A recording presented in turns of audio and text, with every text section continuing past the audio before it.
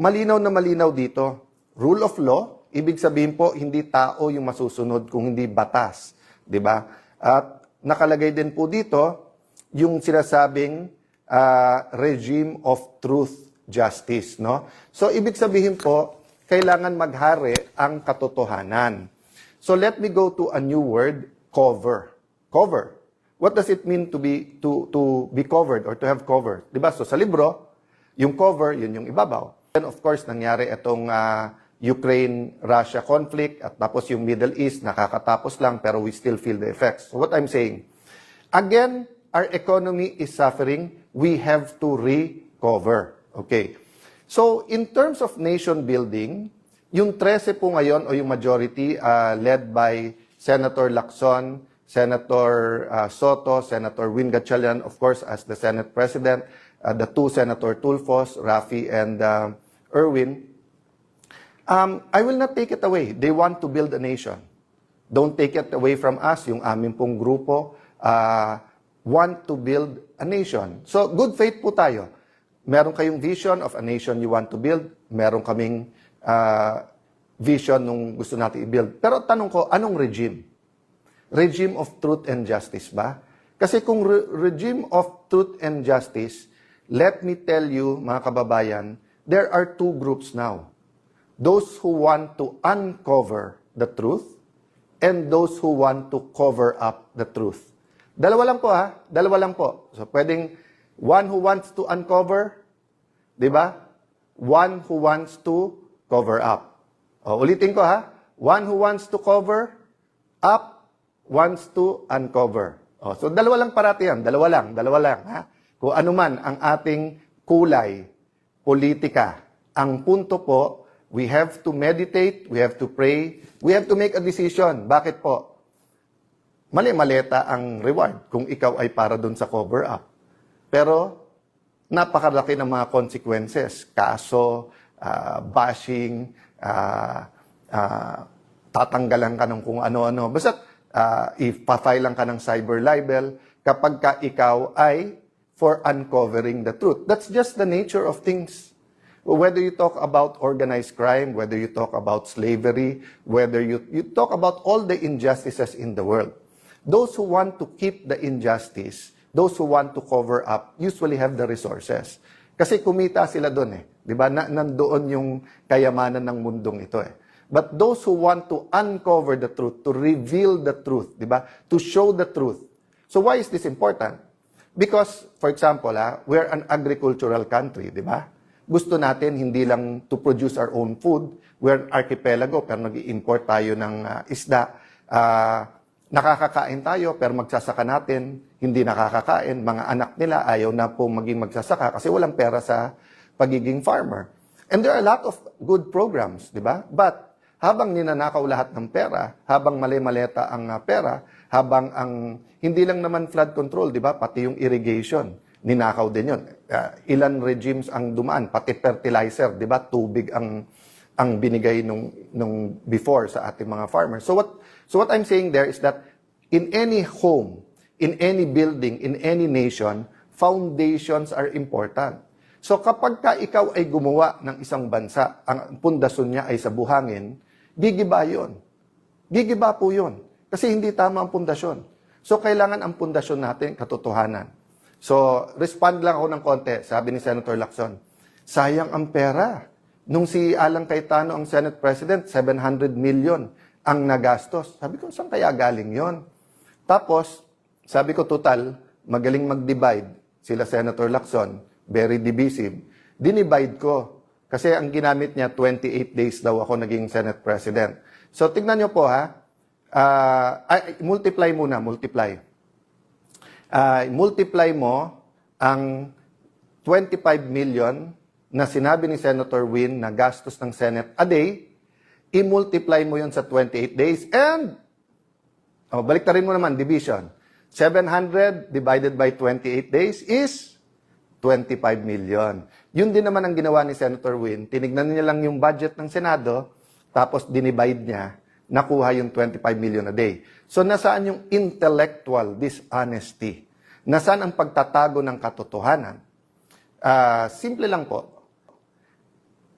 kahit sino po ang Senate President, 25 million a day ang gastos ng Senado kung ganun kasimple ang computation mo. Meaning, yung budget ng buong Senado divided by the number of calendar days. Di ba? So, may nabasa po ako, sorry, nakalimutan ko kung sino mismo nagsabi. Sabi niya, statistics is like a bikini. Ulitin ko statistics is like a bikini. Why? What it shows is very revealing, but what it hides is essential. So makikita nyo po, ni-reveal niya, parang pang-intriga, di ba? Kasi magaling naman talaga sila mang-intriga eh. Nagte-take turns lang naman po, si Raffy Tulfo, si Erwin Tulfo, si Senator Ping Lacson, tapos yung iba sa grupo nila, yung tag team lang yun, para, kayo naman mang-inis kay Alan, kayo naman magkalat ng hindi totoo, kayo naman magkalat ng ganito, palabasin natin ang gulo-gulo, di ba? Again, ano yung intent? Para hindi malaman ang buong katotohanan tungkol sa korupsyon sa ating bansa. But let's be intellectually honest. Whoever was SP nun, ganun din ang gastos. Question.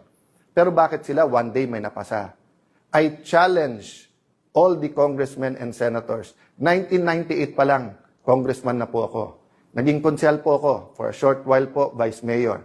Naging member po ako ng House of Representatives. 4 na term po, 4 na term. Pangatlong term ko na po to bilang senador. I was privileged, no? God honored me by allowing me to be speaker and then for Senate President kahit maikse. I challenge lahat ng congressman, senador. Prove me wrong. Sa huling 3 araw, yung Monday to Wednesday, kapag kayan po ay session, diyan po ang ratsadahan. Kasi lahat ng pang second reading, i-second reading na natin. Lahat ng pang third reading, i-third reading na natin. Lahat ng, halimbawa, 7 ang nakapila sa Senate or 20 nakapila sa House sa interpellation. Kakausapin na ng majority leader yon or mag-uusap majority minority leader. Pare, isa na lang magtanong, pasa na natin to. Yun po talaga ang ano doon. But what did the group of Senator Win and Senator Lacson do?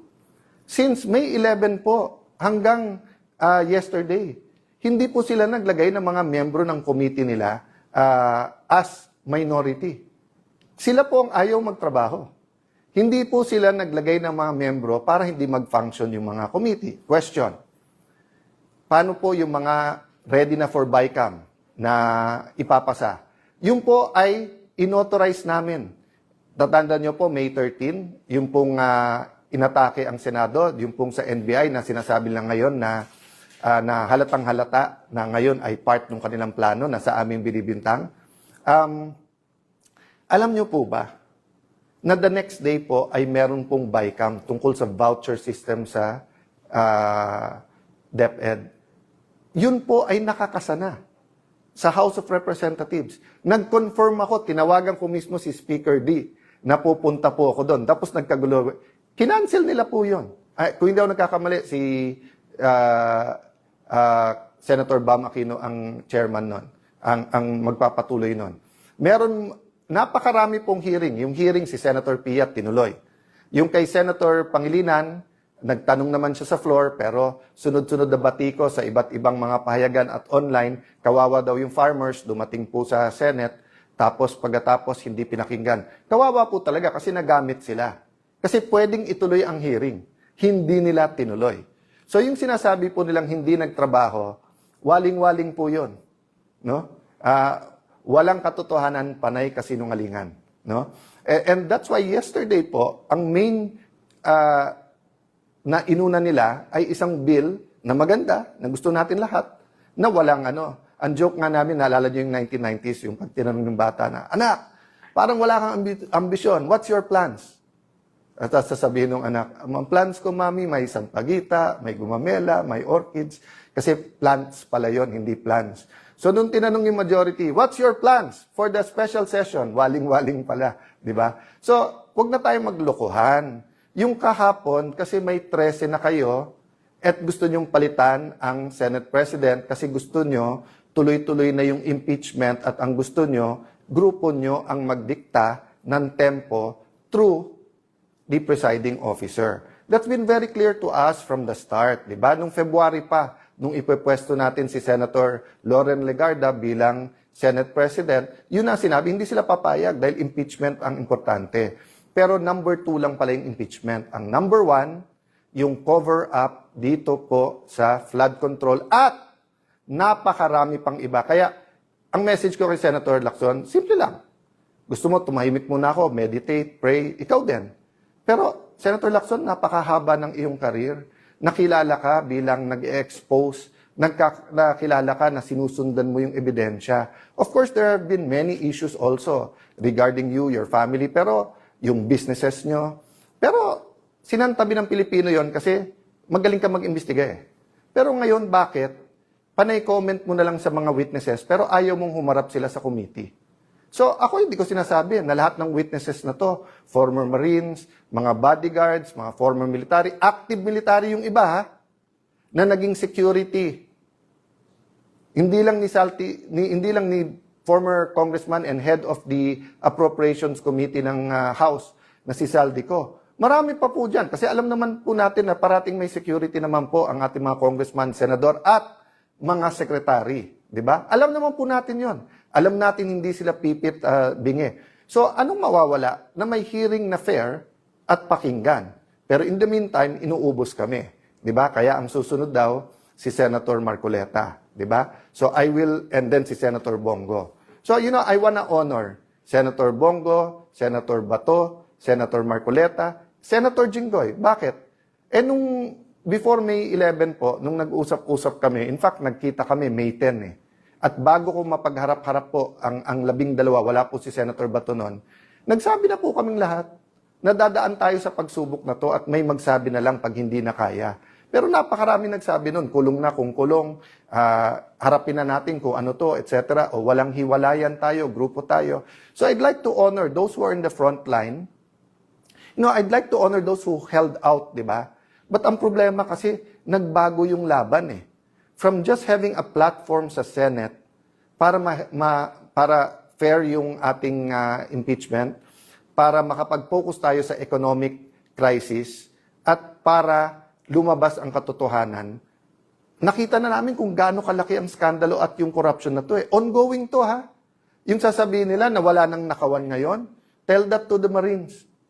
Nagbabago lang. So, I don't want to take up much of your time today, and I don't want to answer each of the issues in a way that will effectively conflict or confuse us.